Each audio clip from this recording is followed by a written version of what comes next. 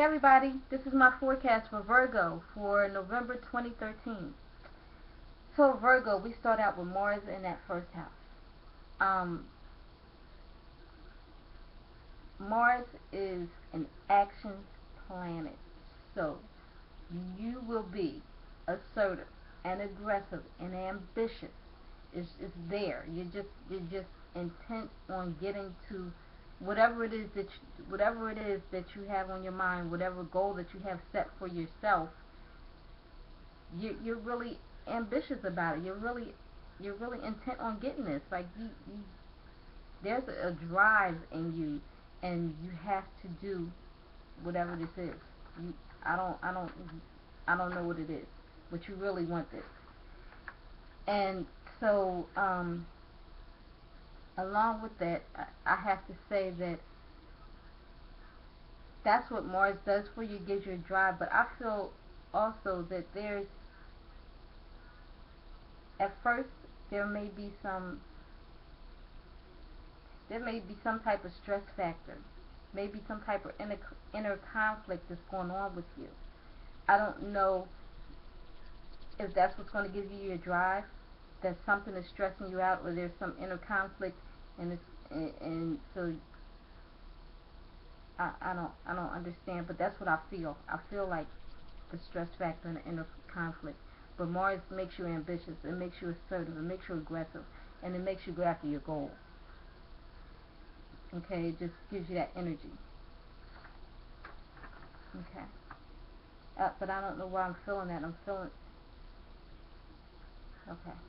So it's a passing transit. If you feel stressed or depressed um, or some inner conflict, it's just a passing transit. Pray about it. Pray about it. Pray about it.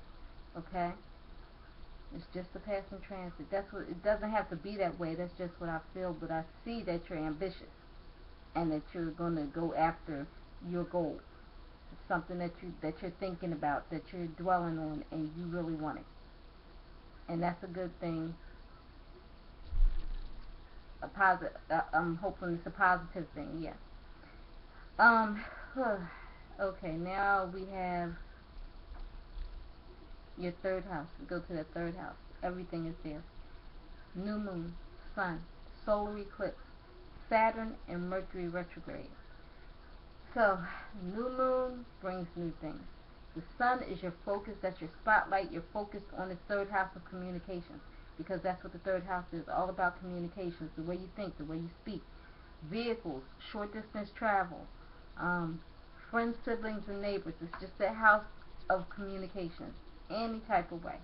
Emails, phone calls, errands, whatever it is, meetings. And so, there's a new opportunity for you having to do with communications. There's a lot of networking, because this brings busyness. The solar eclipse and the sun in this house, and the new moon, a new opportunity, and then just a lot of networking and phone calls and emails, and it's just there. So because you're ambitious and driven, you're really out there networking. I see that you're out there, you're doing it, you're networking, you're making phone calls, you're doing emails, however you connect with people. Saturn is there. Saturn is the teacher. So you're making some type of commitment, or you're obligating yourself to something. There's something that you want, and you're committed to it. You're committed to it. And you're taking on a lot of responsibility. A lot. I don't know what this is, but whatever it is, for that first week, Mercury is retrograde. So you're going to have to go back and forth with something. I don't know if you have to interview and re-interview, or if you're just going to be going back and forth over the phone with people, or just emailing somebody back and forth until everything is straightened out and cleared up. But there's a lot of reviewing, redoing, I don't know, renegotiating, but it's just back and forth for about a week. Okay. Whew. Then we get to this fifth house. Fifth house is the house of pleasure, a house of amusement, romantic partner, children, this creative endeavor or project. So whatever it is, I think with you being so ambitious and networking, it has to be this creative endeavor or this project, because Pluto and Venus are there. So you're planning something. There's a lot of planning going on with this project, this creative endeavor, this whatever it is, and there's some money coming to you from it, and it may even be with a romantic partner, because Venus is there. Venus is all about love and money. So this creative endeavor could be bringing money, but it also could be with somebody that you know, that you are involved with, that you have a relationship with, because Venus there, a lot of times Venus in the 5th house, it brings an engagement, or it brings a pregnancy, or it's just that there's somebody there that you're seeing, some type of romantic partner, somebody you met. And a lot of things, Pluto is a lot of things behind the scene, a lot of secrets, hidden things going on. I don't know if it's all about with the planning, or it just could be things going on too with you and this romantic partner. But I believe that this all has to do with a creative endeavor, because that 1st house, you're driven, you're ambitious. That 3rd house, you're doing a lot of networking and phone calls and everything. And this 5th house, there's some money coming from all this planning that's going on about this creative endeavor or project. Then you go to the 7th house. That's relationships, all about relationships, any type of relationship, business partnership, husband, wife, one-on-one communication, whatever it is. And there's confusion around it, or there was confusion around the relationships, or there was some see, I don't want to say this, but Neptune sometimes brings manipulation and deceit and confusion, and also visions and dreams. But I think there was some confusion, maybe even some manipulation in the relationship. But now things are going direct. So whatever the confusion was, or the manipulation was, now you'll get a handle on things. Things will be clearer. And I don't think that I don't know if you were doing the manipulation or the confusion, or if it was the other way around. But things are starting to clear up now. So whatever was going on, if it was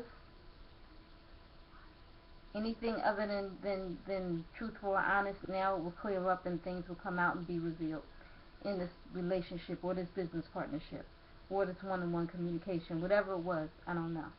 And this doesn't have to be true. This is just my interpretation, okay? This is just my interpretation. It doesn't have to be true. Alright, then we go to the 8th house. Now the 8th house is squaring off. I should have done that one first. Pluto, there's a Pluto-Uranus square. So this 5th house of pleasure and creative project and everything, squaring with the 8th house. So there's a conflict between the money that you're getting from this creative project and the change in resources that you were receiving from other people. Let me clear it up. 8th house is all about other people's resources, joint resources, like an account that you have with your spouse. Other people's resources means money other than what you earn, like inheritance, insurance, disability, just some type of payout.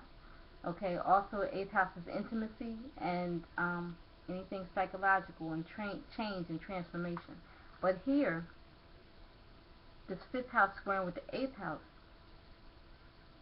that money that you're receiving from this creative endeavor is conflicting with the money from your joint account or your other people's resources. So there's some sudden unexpected changes. So there's changes in your resources that you're receiving because of the other money that you're getting from this endeavor, this creative endeavor or whatever. So there's a lot of changes around your resources right now. Okay? I don't know how that's going to work out, whether it goes from one to the other, whether, I'm not sure. But there's changes in your resources. Okay. Then we go to this 9th house. 9th house is the overall goal, big picture. The law, education, religion, publishing, foreign cultures and places, long distance travel, and the internet. So there's some changes full moon on the 17th of November. Brings about changes and endings. So there's some changes around this overall goal, this big picture. Maybe there's an ending to a situation, or you're taking it in another direction. But you have this overall goal, this big picture, and now there's changes to it. So I don't know what the changes are, but there's some changes coming around November 17th. Then we take this to the 11th house, where Jupiter is. Jupiter is in the 11th house. So when it was there, you were networking, you were dealing with this company or this group or this organization. That's what the 11th house is: groups, companies, organizations, networks, friends, hopes, dreams, and wishes. So you were just out there with your friends. You had all this opportunity. Friends were giving you opportunity. These companies were giving you opportunity. You had all this going on, and now that Jupiter's going retrograde, things are slowing up. You can still, the opportunity can still come, but you have to put more of an effort to it. So I don't know if you actually want to take a break, or if it's just, or if things are, I don't understand, because of the changes to this overall goal, this big picture. But there's a slowing down of all of this activity that was going on with the group or with the company or with the friends or whatever. Now it's just going to be like, just taking a step back, okay? And like I said, the opportunity could still be there, but it will take more of an effort from you to get back out there and deal with all of this. All right, so I think, let's see, yeah, that the communications that are going on, this back and forth, has to do with this group or company or organization. I think that you or friends or whatever it was, and you were out there and had all this opportunity. I think that whatever it is had to do with this third house that I said, where everything was. All right, give me some feedback. Let me know. And I say this in all my videos. I will continue to say it. This is strictly for entertainment purposes only. None of this is set in stone. And before all of this, I put God first in my life. So thank you so much for watching. Have a blessed day.